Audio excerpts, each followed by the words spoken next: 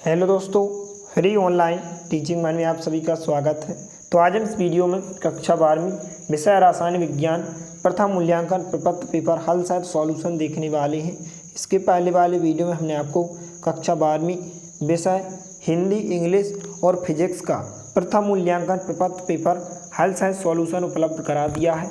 यदि आपने इसके पहले वाले वीडियो को नहीं देखा है तो आप हमारे चैनल की प्लेलिस्ट पर जाकर देख सकते हैं। तो चलिए वीडियो को स्टार्ट करते हैं। तो यहाँ पर सबसे पहले परीक्षार्थियों के लिए सामान्य निर्देश दिए गए हैं। तो यहाँ पर पहला निर्देश है सभी प्रश्न हल करना अनिवार्य है। दूसरा निर्देश है प्रत्येक प्रश्न 1 अंक का है, अर्थात सभी प्रश्न आपको वस्तुनिष्ठ प्रश्न पूछे गए हैं। निर्देश 3 है कि विद्यार्थी सभी प्रश्नों का हल प्रश्न पत्र में ही करके हल प्रश्न पत्र पर निर्धारित तिथि तक कक्षाध्यापक को उपलब्ध करवाएंगे। तो यहाँ पर आपको अपना नाम लिखना है, अर्थात विद्यार्थी का नाम, यहाँ पर आपको अपने विद्यालय का नाम लिखना है। तो यहाँ पर सही विकल्प का चयन कर कोष्टक में लिखना है। यहाँ पर जो आपको कोष्टक दिया गया है प्रत्येक प्रश्न का आंसर आपको कोष्टक में लिखना है। तो यहाँ पर पहला प्रश्न है कि निम्न में ठोसों का गुण नहीं है। तो यहाँ पर इसका जो राइट आंसर होगा कि ठोसों का गुण किसमें नहीं है, अंतराण्विक दूरी अधिक है।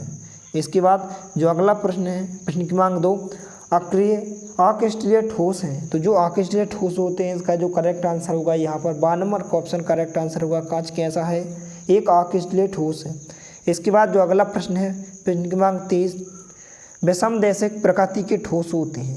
तो यहाँ पर इसका जो करेक्ट आंसर होगा आ नंबर का ऑप्शन करेक्ट आंसर होगा क्रिस्टलीय।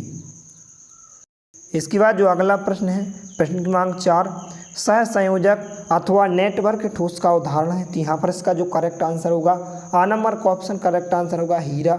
इसके बाद जो अगला प्रश्न है प्रश्न क्रमांक 5 एकक कोष्टिका कुल कितने पैरामीटर द्वारा अभिलक्षित होती है। तो यहाँ पर आपको 4 ऑप्शन दिए हुए हैं। तो इसका जो करेक्ट आंसर होगा सा नंबर का ऑप्शन करेक्ट आंसर होगा 6।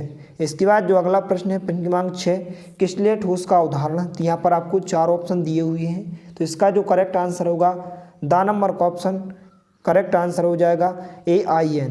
इसके बाद जो अगला प्रश्न है प्रश्न क्रमांक 7 अंतः केंद्रित एकक कोष्टिका यहाँ पर में अवयवी कणों की संख्या होती है, यानी कि एंड सेंट्रेट यूनिट सेल में जो अवयवी कणों की संख्या होती है वह कितनी होती है।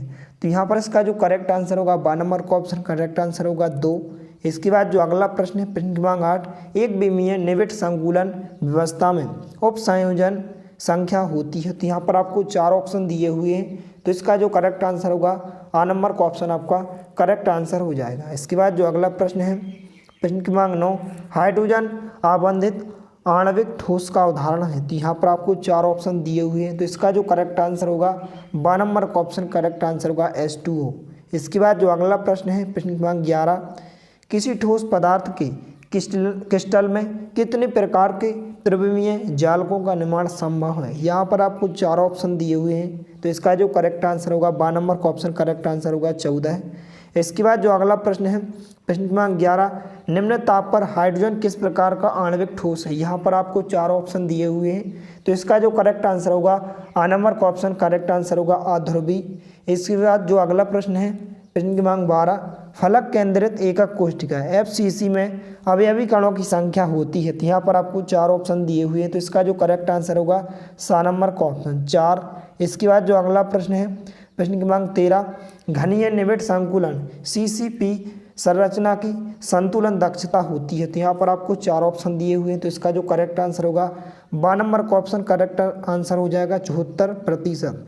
इसके बाद जो अगला प्रश्न है प्रश्न क्रमांक 14 सरल घनीय जालक की संकुलन क्षमता होती है। तो यहाँ पर आपको 4 ऑप्शन दिए हुए हैं। तो इसका जो करेक्ट आंसर होगा सा नंबर का ऑप्शन करेक्ट आंसर होगा 52.4%। इसके बाद जो अगला प्रश्न है प्रश्न क्रमांक 15वां षटकोणीय क्रिस्टल तंत्र के लिए अक्षीय दूरी है। तो यहाँ पर आपको 4 ऑप्शन दिए हुए हैं। तो इसका जो करेक्ट आंसर होगा 12 नंबर का ऑप्शन A बराबर तो है B, लेकिन B के बराबर नहीं है C। इसके बाद जो अगला प्रश्न है प्रश्न क्रमांक 16 वह एकक कोष्टिका जिसमें अवयवी कण कोनों पर व्यवस्थित हो कहलाती है। यहाँ पर आपको 4 ऑप्शन दिए हुए हैं। तो इसका जो करेक्ट आंसर होगा आ नंबर का ऑप्शन करेक्ट आंसर हो जाएगा आद्य एकक कोष्टिका। इसके बाद जो अगला प्रश्न है यहाँ पर प्रश्न क्रमांक 17 किसी क्रिस्टल का घनत्व ज्ञात करने का सही सूत्र है।